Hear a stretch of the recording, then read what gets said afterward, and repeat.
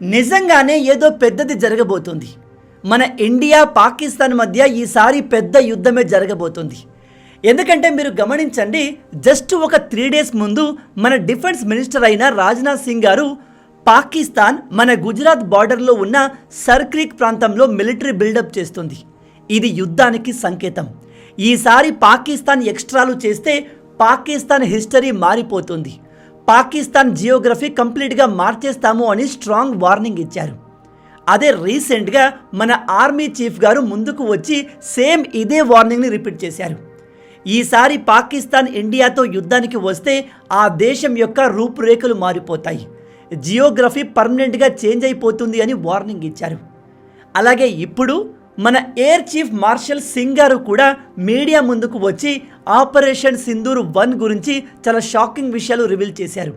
దేశంలోనే top most important officials media ముందుకు వచ్చి పబ్లిక్లోకి సిమిలర్ స్టేట్మెంట్ ఇస్తున్నారు అంటే ఏదో పెద్దది జరగబోతుంది అని అర్థం. నిజం చెప్తున్నాను, ఆపరేషన్ సింధూర్ 1 తర్వాత ఇండియా చాలా విషయాలు పాకిస్తాన్ గురించి, అమెరికా గురించి తెలుసుకుంది, నేర్చుకుంది. ఆపరేషన్ సింధూర్ 2 స్టార్ట్ అయితే నేను గ్యారంటీగా చెప్తున్నాను, ఈసారి పాకిస్తాన్ని ఎవ్వరూ కాపాడలేరు. మన డిఫెన్స్ మినిస్టర్ గారు చెప్పినట్టుగా పాకిస్తాన్ హిస్టరీ మొత్తం మారిపోతుంది. ఆ దేశ జియోగ్రఫీ పర్మనెంట్గా చేంజ్ అయిపోతుంది. ఆల్రెడీ ఆ ప్రాసెస్ స్టార్ట్ అయిపోయింది అనిపిస్తుంది. నేను కొన్ని రోజుల క్రింద ఇదిగో ఈ వీడియో చేశాను. ఇందులో పాకిస్తాన్ ఆర్మీ ఆ దేశంలో ఉన్న ఖైబర్ పఖ్తుంఖ్వా అనే ప్రాంతంలోకి వెళ్ళి సొంత దేశ ప్రజలపైనే ఫైటర్ జెట్లతో దాడి చేసి దాదాపు 40 మందిని చంపేశారు. మళ్ళీ చెప్తున్నాను, వీళ్ళు తమ సొంత ప్రజల్నే చంపేశారు. అలా ఎందుకో తెలుసా? ఎందుకంటే పాకిస్తాన్కి ఈ రీజియన్లో ఉన్న చాలా ప్రాంతాల్ని ఆఫ్ఘనిస్తాన్ని రూల్ చేస్తున్న తాలిబన్స్ ఆక్యుపై చేసుకున్నారు. ఈ ఏరియా పైన పాకిస్తాన్ కంట్రోల్ కంప్లీట్గా పోయింది. అలాగే బలూచిస్తాన్ లిబరేషన్ ఆర్మీ అనేక సంవత్సరాలుగా పాకిస్తాన్ గవర్నమెంట్కి అగెన్స్ట్గా పోరాడుతోంది. పాకిస్తాన్ ఆర్మీ పైన రిపీటెడ్గా దాడులు చేస్తోంది. ఇప్పుడు వీళ్ళు మరింత పవర్ఫుల్గా మారారు. ప్రజెంట్ పాకిస్తాన్లో ఉన్న ఆర్మీ కానీ, పోలీసులు కానీ ఇదిగో ఈ ప్రాంతంలోకి వెళ్ళడానికి భయపడిపోతారు. అసలు వాళ్లకు ఆ ప్రాంతంలో వెళ్ళడానికి పర్మిషనే లేదు. వస్తే అక్కడ ఉన్న బలూచిస్తాన్ లిబరేషన్ ఆర్మీ వీళ్ళను అంతం చేస్తుంది. బలూచిస్తాన్ అనే కొత్త దేశం ఆల్రెడీ రెడీ అయిపోయినట్టే. ఇక చివరగా గత వారం రోజుల నుంచి POK పాకిస్తాన్ ఆక్యుపైడ్ కాశ్మీర్లో ఉన్న ప్రజలు అక్కడి ప్రభుత్వానికి అగెన్స్ట్గా పోరాటం స్టార్ట్ చేశారు. పాకిస్తాన్ అండర్లో ఉన్న ఈ ప్రాంతంలో ఎటువంటి డెవలప్మెంట్ లేదు, ప్రజలకు కావాల్సిన కనీస సౌకర్యాలు కూడా లేవు అని అక్కడ భారీ ఎత్తున ప్రొటెస్ట్ స్టార్ట్ అయింది. అందులో దాదాపు 10 మంది ప్రాణాలు కోల్పోయారు. పాకిస్తానీ పోలీసులు అండ్ ఆర్మీ ఈ ప్రాంతంలోని ప్రజలపైన విచ్చలవిడిగా దాడులు చేయడం, కాల్పులు చేయడం చేస్తున్నారు. అలాగే ఈ ప్రాంతంలో ఉన్న ఇంటర్నెట్ అండ్ ఇతర కమ్యూనికేషన్ సర్వీస్ అన్నిటినీ ఆపేశారు. ప్రజెంట్ ఈ ప్రాంతం మొత్తం బ్లాక్అవుట్లో ఉంది. ఇలా ఏ విధంగా చూసుకున్నా పాకిస్తాన్ త్వరలో వెరీ సూన్ ముక్కలు కాబోతుంది అనిపిస్తుంది. పాకిస్తాన్లో ప్రజెంట్ ఇంత ఖేయాస్ నడుస్తున్నప్పుడు మన ఎయిర్ చీఫ్ మార్షల్ గారు మీడియా ముందుకు వచ్చి కొన్ని షాకింగ్ విషయాలు రివీల్ చేశారు. అవేమిటంటే ఆపరేషన్ సింధూర్ 1 టైంలో మన ఇండియా పాకిస్తాన్కి చెందిన దాదాపు 12 నుంచి 13 ఫైటర్ జెట్స్ని కూల్చేసింది. యాస్, మీరు విన్నది కరెక్టే. మన ఇండియా పాకిస్తాన్కి చెందిన 12 నుంచి 13 ఫైటర్ జెట్స్ని కూల్చేసింది. ఇది పాకిస్తాన్కి అతిపెద్ద అవమానం. వాళ్ళు ఈ విషయాన్ని బయట చెప్పుకోలేదు. ఇప్పుడు మీలో కొంతమందికి డౌట్ రావచ్చు, బ్రదర్ నిజంగా మన ఇండియా పాకిస్తాన్కి చెందిన 13 ఫైటర్ జెట్స్ని కూల్చి ఉంటే మరి ఈ విషయాన్ని ముందే ఎందుకు చెప్పలేదు? పాకిస్తాన్ ఫేక్ న్యూస్లు, ప్రాపగండా రన్ చేసి వరల్డ్ వైడ్గా వాళ్ళే యుద్ధం గెలిచారు అని చెప్పుకుంటున్నారు. మనం ఎందుకు ఈ విషయాలు ముందే చెప్పలేదు అనే డౌట్ రావచ్చు. దీనికి సమాధానం ఏమిటంటే, మనకు ట్రంప్ యొక్క ఒరిజినాలిటీ తెలుసుకోవడానికి, ట్రంప్ క్యారెక్టర్ని రీడ్ చేయడానికి చాలా సమయం పట్టింది. విషయం ఏమిటంటే, పాకిస్తాన్ దగ్గర అమెరికాకు చెందిన, అమెరికా నుంచి కొన్న F-16 ఫైటర్ జెట్లు ఉన్నాయి. అయితే ఇప్పుడు మన ఇండియా అమెరికాకు చెందిన 4 F-16 ఫైటర్ జెట్లను ఆపరేషన్ 1 సమయంలో కూల్చేసింది. ఈ విషయాన్ని మనం అప్పుడే బయట ఓపెన్గా చెబితే పాకిస్తాన్ పరువు పోతుంది, అందులో డౌట్ లేదు. ఫస్ట్ ఆఫ్ ఆల్ వీళ్ళకు వరల్డ్ వైడ్గా ఎటువంటి పరువు లేదు, ఓడిపోవడం వీళ్ళకు అలవాటే. పాకిస్తాన్ పరువుతో మనకు ఎటువంటి సంబంధం లేదు. కానీ మనం F-16 ఫైటర్ జెట్లను షూట్ డౌన్ చేశాము అని ప్రపంచానికి చెబితే అది అమెరికాను ఎఫెక్ట్ చేస్తుంది. అమెరికా వెపన్స్ యొక్క క్యాపబిలిటీని, రెప్యుటేషన్ని డ్యామేజ్ చేస్తుంది. దాంతో అమెరికా మనకు శత్రువుగా మారే అవకాశం ఉంది అని ఆలోచించి మన ఇండియా ఈ విషయాన్ని అప్పుడు రివీల్ చేయలేదు. కానీ ఇప్పుడు ఈ ట్రంప్ గాడు ఎలాంటి వాడో, వాడి ఒరిజినాలిటీ ఏంటో మనకు తెలిసింది.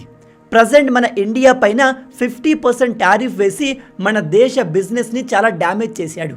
ఇంకా డ్యామేజ్ చేయడానికి ఏమీ మిగల్లేదు. అందుకే ఇప్పుడు ఇండియా ఇక అమెరికా గురించి మనం వర్రీ అవ్వాల్సిన అవసరం లేదు.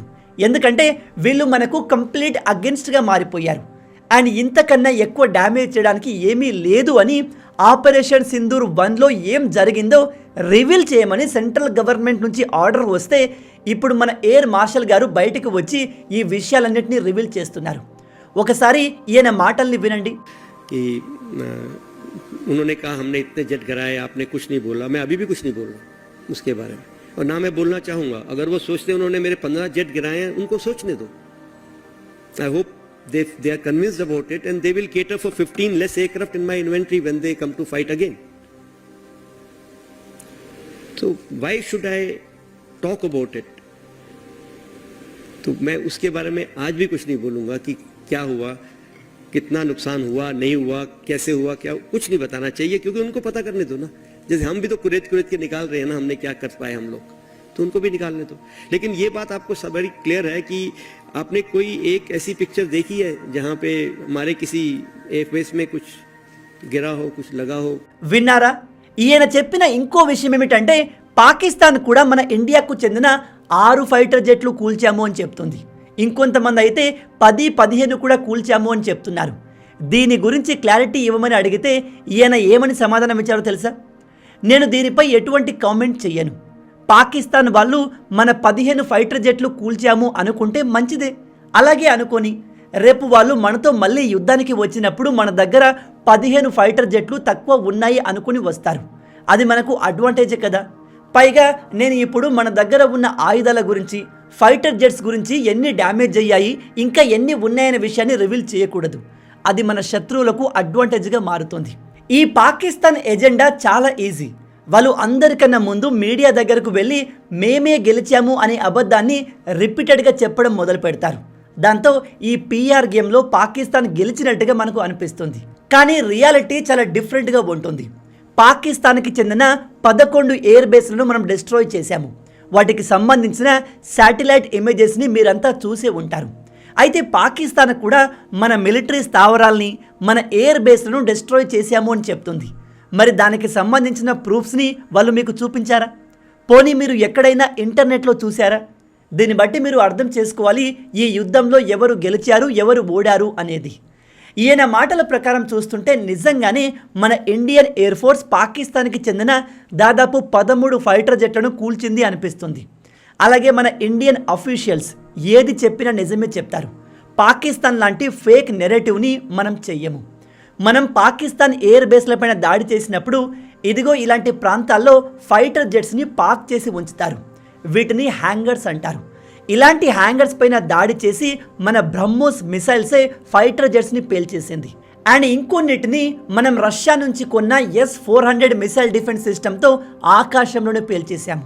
మొత్తంగా ప్రజెంట్ డొనాల్డ్ ట్రంప్ మన ఇండియాతో ఉన్న రిలేషన్ని కంప్లీట్గా డిస్ట్రాయ్ చేశాడు. అందుకే ఇండియా ఇప్పుడు ఏమాత్రం భయం లేకుండా ఓపెన్గా మేము పాకిస్తాన్ దగ్గర ఉన్న అమెరికన్ F-16 ఫైటర్ జెట్స్ని కూల్చాము అని ఓపెన్గా చెప్తుంది. పాకిస్తాన్ చెప్పే విషయాల్ని ప్రపంచం నమ్ముతుందో లేదో తెలియదు, కానీ ఇండియా ఏదైనా విషయాన్ని చెప్పింది అంటే అది వరల్డ్ మొత్తం వింటుంది. ఎందుకంటే ఇండియా పాకిస్తాన్ లాగా ఫేక్ న్యూస్లు స్ప్రెడ్ చేయదు. అది ప్రపంచానికి బాగా తెలుసు. మనం మాట్లాడే ప్రతి మాటకి ప్రూఫ్స్ని, ఎవిడెన్స్ని ప్రొవైడ్ చేస్తాము. ఓవరాల్గా ప్రజెంట్ మన ఇండియాలో ఉన్న ఈ top army officials and defence minister గారి స్టేట్మెంట్స్ని క్లియర్గా అనలైజ్ చేస్తే ఏదో పెద్ద ఈవెంట్ రాబోతుంది. ఈసారి పాకిస్తాన్ పైన ఇండియా చాలా గట్టిగా ప్లాన్ చేసింది అనిపిస్తుంది. ఈసారి జరిగే ఆపరేషన్ సింధూర్ 2 చరిత్రలో నిలిచిపోవాలి. ఒకప్పుడు పాకిస్తాన్ దేశం ఇలా ఉండేది, వీళ్ళ మ్యాప్ ఇలా ఉండేది అని భవిష్యత్తులో పిల్లలు చరిత్రలో చదువుకోవాలి.